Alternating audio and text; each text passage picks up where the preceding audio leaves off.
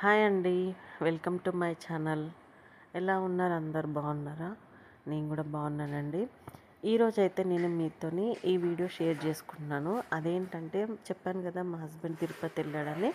So తను అక్కడ చూడడమే కాకుండా నాకు కూడా వీడియోస్ తీసి పంపించిండు అనమాట. అంటే కొన్ని వీడియో కాల్స్లో కూడా చూపించిండు. సో నేను నాకు అడిగినందుకు కొన్ని వీడియోస్ ఇలాంటి మంచి మంచి వీడియోస్ అయితే పంపించిండు. సో అవి నేను మీతో షేర్ చేసుకుంటున్నాను.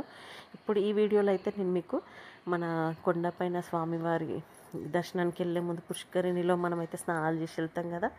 సో నేనైతే ఈ పుష్కరిణి మీకైతే మంచిగా వ్యూ మొత్తం క్లియర్గా చూపిస్తున్నా చూడండి.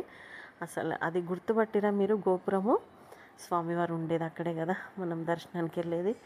సో చూడండి, ఎక్కడ చూసినా లైట్స్తోని ప్రోగ్రామ్స్ అయితే, కల్చరల్ ప్రోగ్రామ్స్ అయితే అయితేనే ఉన్నాయి. సో అసలు బాగుంది అనడం అనేది చాలా తక్కువ అనుకుంటా, ఆ మాట సరిపోదు అసలు. ఇది ఈ చెట్టు చూడండి, మనము స్నానం చేసిన తర్వాత అక్కడ చిన్న గుడి ఉంటుంది కదా చెట్టు దగ్గర, అక్కడ మనం దండం పెట్టుకొని బొట్టు పెట్టుకొని వెళ్తాం వెళ్ళిపోయేటప్పుడు. చూడండి, అది కూడా చూపిస్తున్నాను. సో ఆ చెట్టుకు కూడా ఒక స్టోరీ ఉంటుందండి. నాకు మొత్తం తెలీదు, బట్ దానికి కూడా ఒక చాలా స్టోరీ ఉంది. సో చూడండి, వాటర్ అయితే అసలు చాలా అసలు వైకుంఠం వైకుంఠం అసలు నిజంగా అసలు చెప్పలేమన్నమాట. సో ఇంకొకటి ఏంటంటే, మేము అంగప్రదక్షిణ కూడా చేసినామన్నమాట లాస్ట్ టైం వెళ్ళినప్పుడు. అది కూడా 3 o'clockకే ఉంటుంది. అసలు ఎట్లుంటుందంటే, మనం స్వామివారి మెయిన్ టెంపుల్ ఉంటుంది కదా, దాని చుట్టూ తిరుగుతుంటాం అన్నమాట. సో మనకు ఆ మంచుకి ఆ స్వామివారికి దగ్గర, అంటే ఇంకా మనం ఇట్లా ప్రదక్షిణ చేసి ఇంకా ఆయన దర్శనమే ఉంటుంది కదా. అసలు చెప్పలేము మాటల్లో, అంత బాగుంటుంది అనమాట. సో అదైతే నేను అంగప్రదక్షిణం అయితే మేము చేసుకున్నాము. సో స్వామివారి దర్శనాలు ఎన్ని రకాలు ఉంటాయో అన్ని రకాలుగా చేసుకోవాలి ఈ జన్మకి అని అదైతే ఉందండి, కోరిక అయితే ఉంది. చూడాలి ఎంతవరకు నెరవేరుతాయో. సో తిరుపతి అయితే చూసేద్దాము. అసలు 2 కన్నుల పండుగ లాగుందన్నమాట. ముఖ్యంగా పుష్కరిణిలో చూడండి, లైట్స్తోనైతే బాగా అసలు కలర్ఫుల్గా ఉంది చూడ్డానికి. ఇంత చలిలో కూడా స్నానాలు చేసే వాళ్ళు చేస్తూనే ఉన్నారు. సో మనమైతే ఫస్ట్ ఇక్కడ స్నానం చేసుకొని మనము ఈయన వరాహస్వామి దర్శనం అయితే చేసుకుంటాం కదా. సో ఇక్కడ హారతి కూడా ఇస్తున్నారు చూడండి. సో హారతి నాకు తెలిసి స్వామివారి ఈ హారతి ఏంటో తెలీదు, బట్ అయితే ఇక్కడ ఇస్తున్నారు. కనుక్కోవాలి ఇట్లా ఎందుకు ఇస్తారు అంటే, దీనికి కూడా ఒక రీజన్ ఉంటుంది. రీజన్ లేకుండా అయితే ఏమి ఉండదు కదా.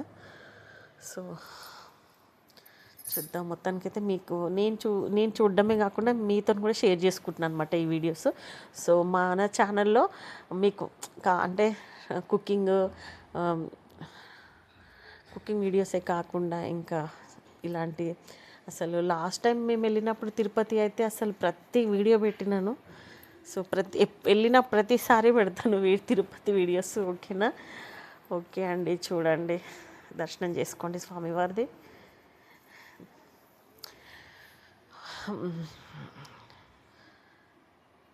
ఇంకొకటి, తిరుపతికి ఎవరైనా వస్తారా అని అడిగితే మాత్రం రాము అని అనొద్దంట.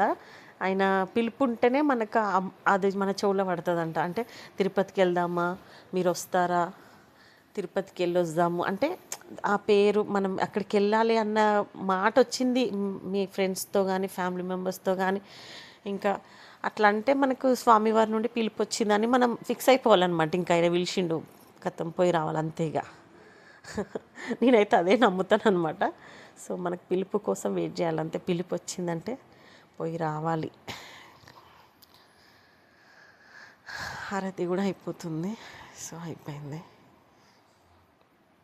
ఏం చేస్తున్నారు? వాటర్ అంటే గంగమ్మ తల్లికి ఇచ్చినట్టున్నారు హారతి అది. సో అసలు చాలా బాగుంటుంది కదండి తిరుపతిలో. అడుగు పెట్టగానే అన్నీ మర్చిపోతాం, ఉన్న ప్రాబ్లమ్స్ అసలు ఏవి గుర్తురావు.